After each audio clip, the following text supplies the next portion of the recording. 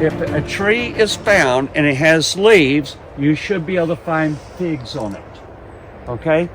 That's a trait of the fig tree in Israel. So when Yeshua cursed the tree, even though it says it was not the season for figs, and he didn't find any figs on it, it says that the tree was in full leaf.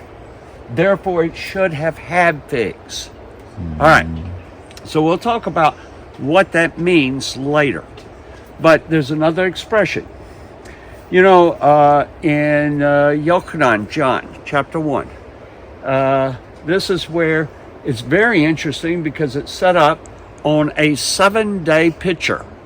It says on that about the middle of the first chapter, not the middle, first third, it says that Yochanan HaMatvil, John the Immerser, that they sent out to ask him, "Who are you?" And you know the story. Well, we know that's the first day in this story because then it says in verse 19, the next day. Okay? And then on the next day is when he says, "Behold the Lamb of God who takes away the sins of the world." Doesn't make sense. That doesn't make sense at all.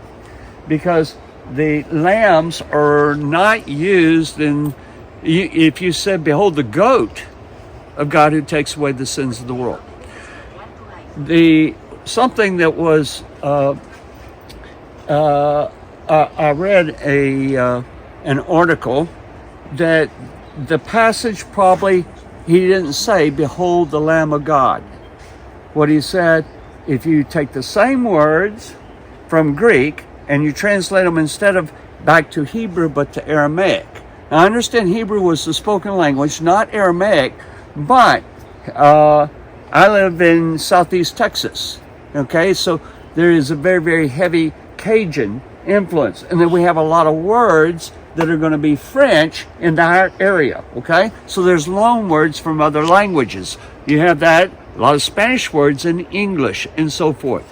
And so these same words would be, "Behold the servant of God who takes away the sins of the world," which takes you back to the servant passages in the book of Isaiah. Now, on the next day, which is going to be day 3, he says again the same expression.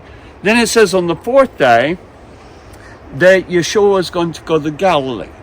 So they were down south, they're going to come up here. And this is where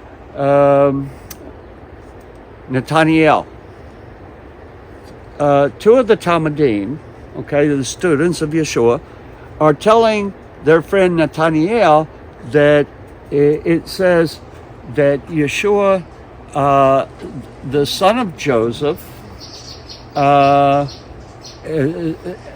that he's basically, they say, he's the Messiah.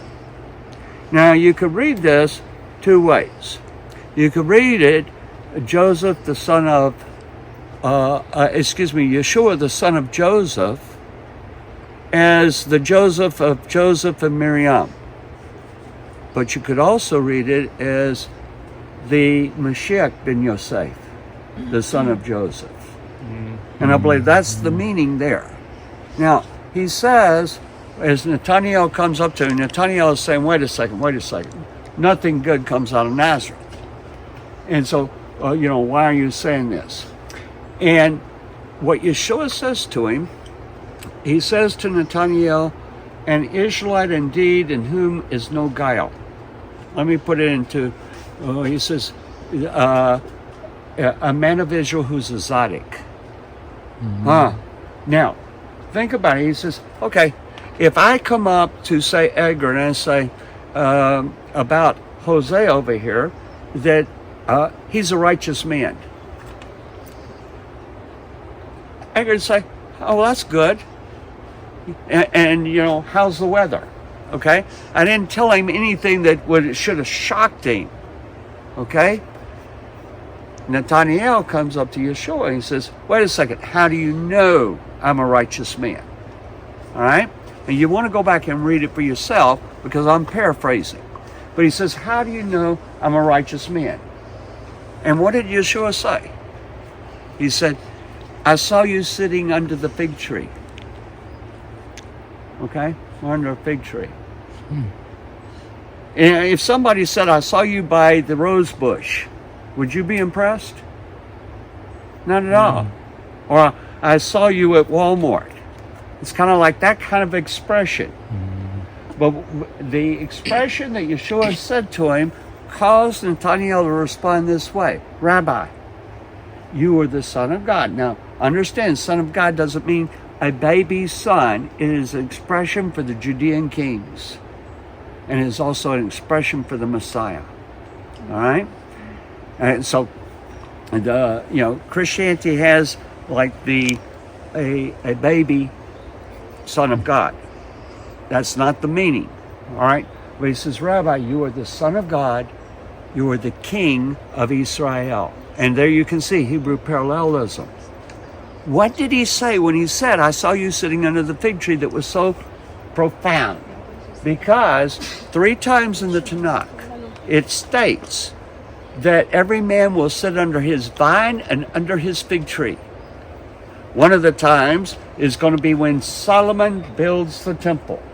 Another time is talking about the coming of the Messiah and the Messianic kingdom, and every man will sit under his vine and under his fig tree.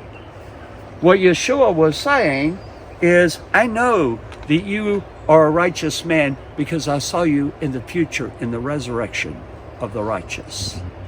And it blew Nathanael away. And he said, Rabbi, you are the Son of God. You are the King of Israel.